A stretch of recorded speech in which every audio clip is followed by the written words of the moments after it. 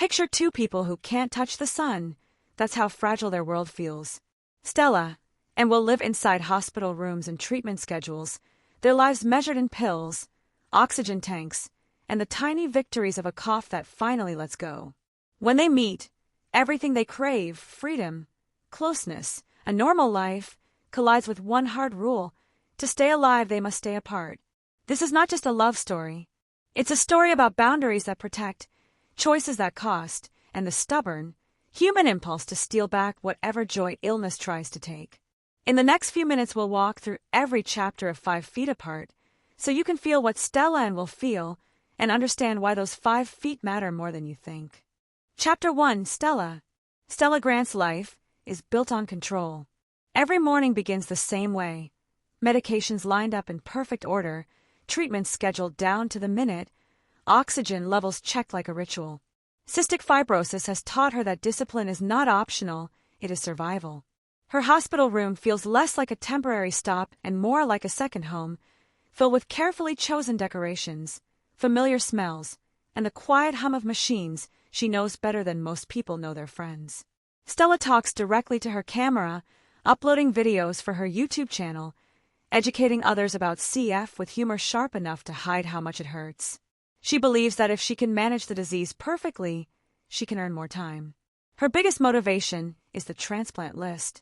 New lungs mean a future, college, travel, independence.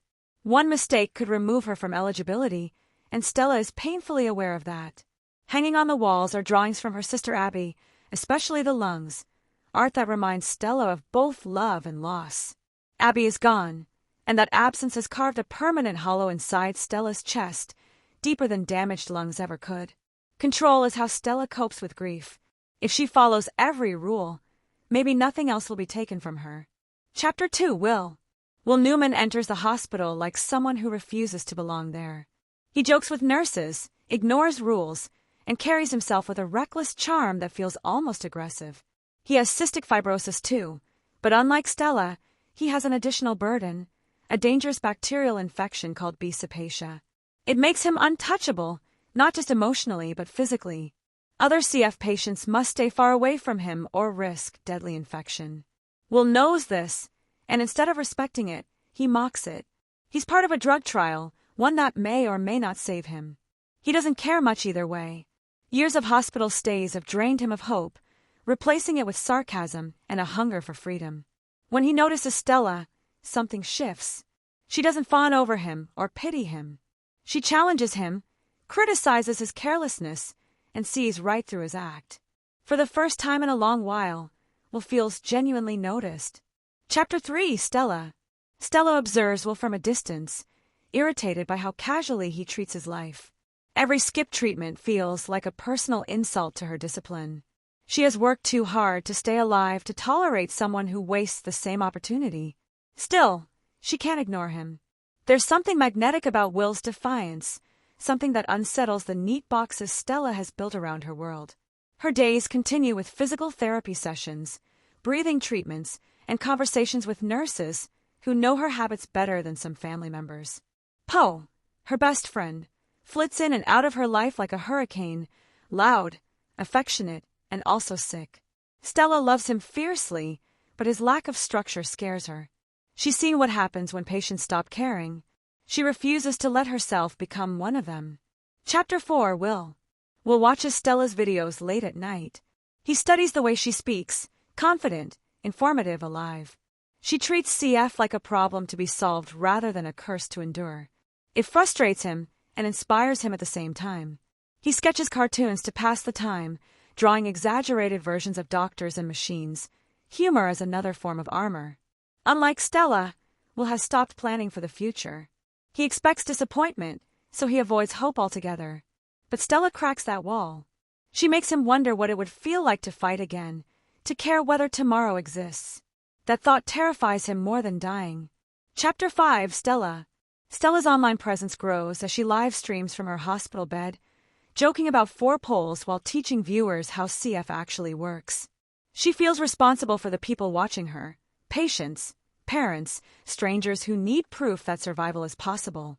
Behind the camera, though, she feels the weight of expectation crushing her.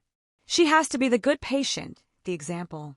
Her parents hover from a careful distance, loving but exhausted. Their divorce has left emotional fault lines Stella doesn't know how to cross. She channels all of that energy into doing everything right. When she crosses paths with Will again, her annoyance resurfaces, but so does curiosity. Chapter 6, Will. Will explains the drug trial with casual indifference, but the truth is darker. If it fails, there is no backup plan, no transplant list, no miracle waiting. His doctors are honest with him in ways they aren't with other teenagers. He is running out of options, and he knows it. Still, he laughs, flirts, and flouts rules. He refuses to let the hospital reduce him to a prognosis. Stella challenges him openly, calling him irresponsible, selfish. Instead of pushing her away, he listens. No one has spoken to him like that in a long time. Chapter 7, Stella. Stella's memories of Abby surface more frequently. Her sister was fearless, spontaneous, everything Stella is not. Abby's death taught Stella that life can disappear without warning. That lesson is why Stella clings so tightly to routines, because chaos already took someone she loved. Her friends Camila and Maya remind her of the world outside the hospital, sending photos and messages from a life Stella can't fully access. She tells herself she doesn't need it. She has a plan, but Will keeps disrupting that certainty. Chapter 8, Will. Will's loneliness becomes clearer. He has no large group of friends, no future mapped out by parents or expectations. He exists in the present, moment to moment.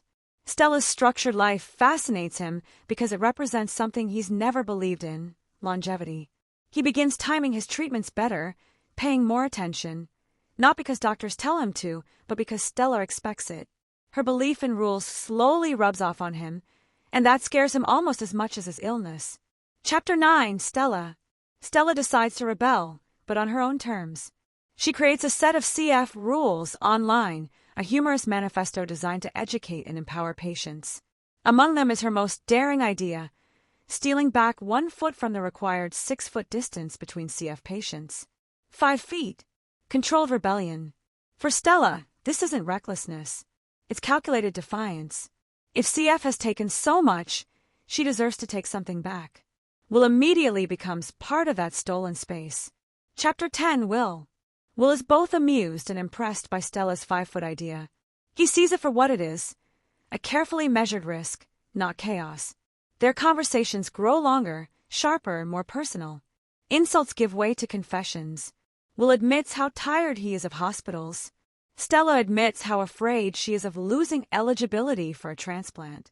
They circle each other carefully, the distance between them always visible, always charged. Chapter 11, Stella. Stella organizes small acts of rebellion within the hospital, events meant to brighten days for patients who are slowly disappearing into routines.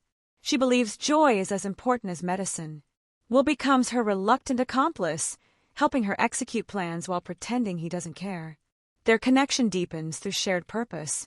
Stella isn't just drawn to Will romantically, she's drawn to his honesty. He doesn't sugarcoat death. He looks it in the eye. Chapter 12, Will. Will begins to open up about his fears, not dying, but never truly living.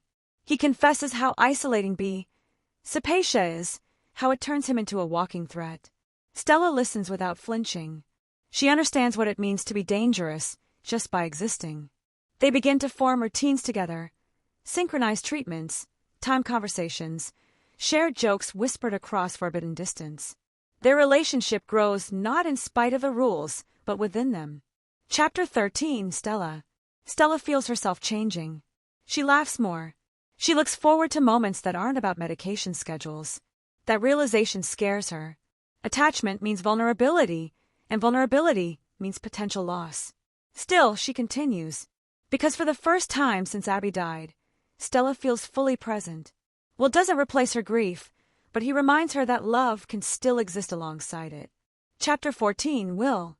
Will expresses affection through actions rather than words.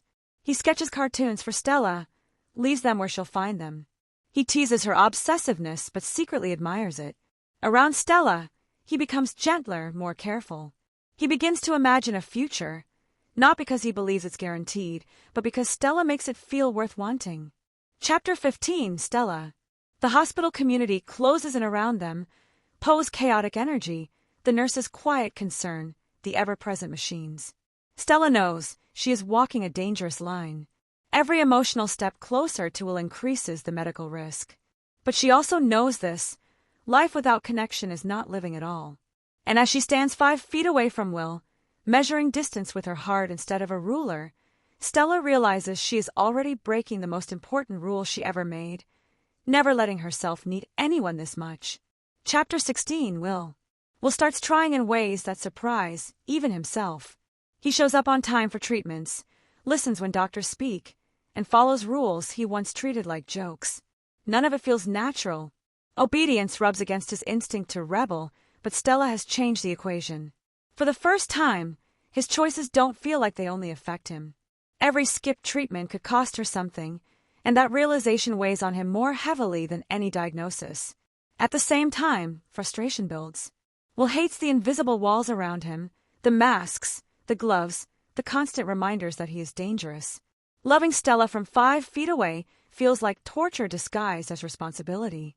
Chapter 17, Stella turns the 5-foot rule into a ritual. She measures the distance carefully, marking floors and hallways, treating the boundary like sacred ground. It gives her the illusion of control in a situation that is slowly slipping beyond it. Around Will, she feels alive in a way that both excites and terrifies her. She knows the hospital staff is watching. One mistake could undo years of discipline and push her off the transplant list.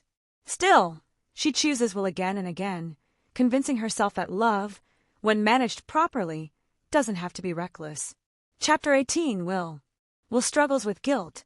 Every laugh they share is followed by the thought that he might be stealing something from Stella. Time, breath, a future. He begins to see himself the way the hospital does, as a risk. His health wavers. Oxygen levels dip, coughing fits linger longer than they should. The drug trial offers no clear reassurance. Will starts to understand that his story may not include a happy ending, and that realization sharpens his fear of hurting Stella more than his fear of dying.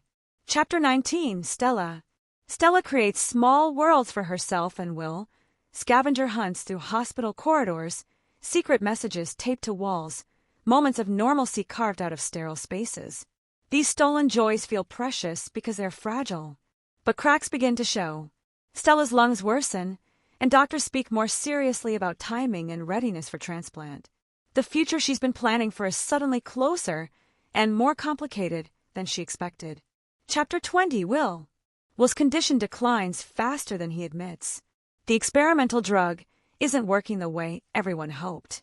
He hides the worst of it behind jokes, but the truth leaks out in quiet moments, shortness of breath, trembling hands, exhaustion he can't shake. Watching Stella fight for her future forces him to confront his own. He realizes with painful clarity that he and Stella are not playing the same game. She still has a chance. He might not. Chapter 21, Stella doubles down on control. She tracks medications obsessively, refines her apps, and tries to manage emotions the same way she manages symptoms. But feelings don't follow schedules. Her bond with Will deepens, and with it her fear. She's terrified of losing him, and equally terrified that loving him might cost her everything she's fought for. The weight of that conflict presses on her chest as heavily as the disease itself. Chapter 22, A crisis erupts suddenly. One risky moment spirals into an emergency, reminding everyone how thin the line between stability and disaster really is. Will sees the panic in Stella's eyes and knows, without doubt, that he is part of the danger she faces. In the aftermath, Will makes a decision he's been avoiding. Love, he realizes, isn't about holding on. Sometimes it's about stepping back before you cause irreparable harm. Chapter 23, Stella. Doctors approach Stella with urgency. Lungs may become available soon, and decisions must be made quickly. The possibility she has waited for her entire life is finally within reach.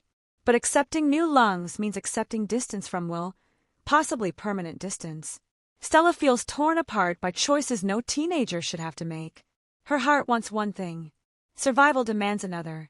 Chapter 24, Will's health deteriorates rapidly. Hospital alarms, rushing staff, and suffocating fear surround him. In these moments, Clarity replaces bravado. He understands exactly what is at stake. Will fights not for himself, but for Stella. He pushes her toward the transplant, insisting she take the chance he may never have. His love becomes selfless, stripped of romance and replaced with resolve. Chapter 25, Stella. The call comes. Lungs are available. Stella is flooded with shock, hope, terror, and grief all at once. Accepting them means choosing life, but also choosing loss.